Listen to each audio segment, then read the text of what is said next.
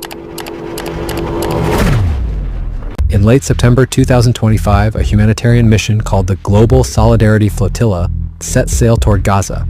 There are 40 countries, 52 ships, with food supplies, medical aid, baby formula, and solar panels, not weapons. They are just going to deliver life-saving assistance to Gaza's civilian population of over 2.3 million people, and nearly half of whom are children. But actually, what happened?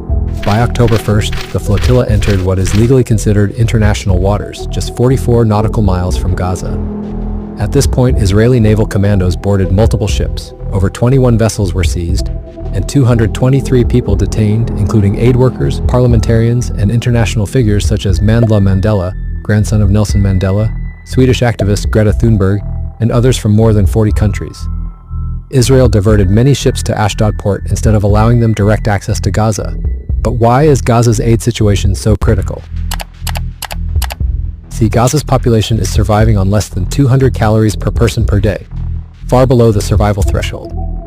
The flotilla carried 50 tons of wheat, enough for 100,000 loaves of bread, 20,000 packets of infant formula, 10,000 solar panels to power hospitals and ventilators.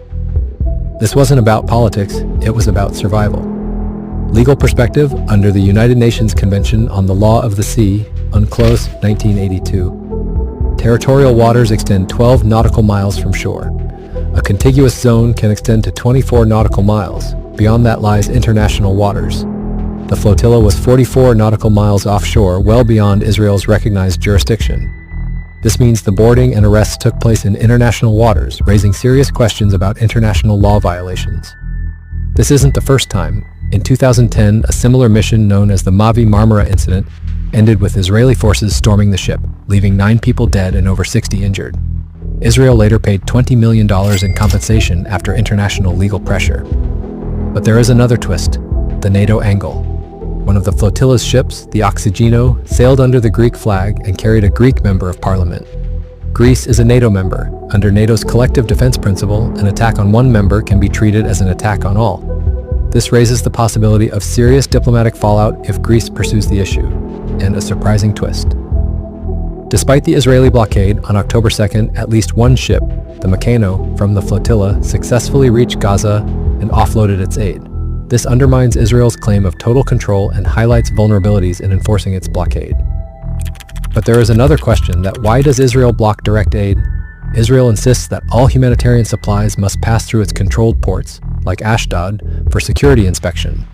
Allowing ships to dock directly in Gaza would 1. Challenge Israel's sovereignty claims over Gaza. 2. Set a precedent that Gaza could receive aid independently, bypassing Israeli control. Now what happens next? Potential lawsuits. Hundreds of legal claims may arise, especially since the flotilla was insured by Lloyd's of London. Diplomatic tension. NATO involvement, pressure from humanitarian groups, and international outrage could increase scrutiny. Human cost?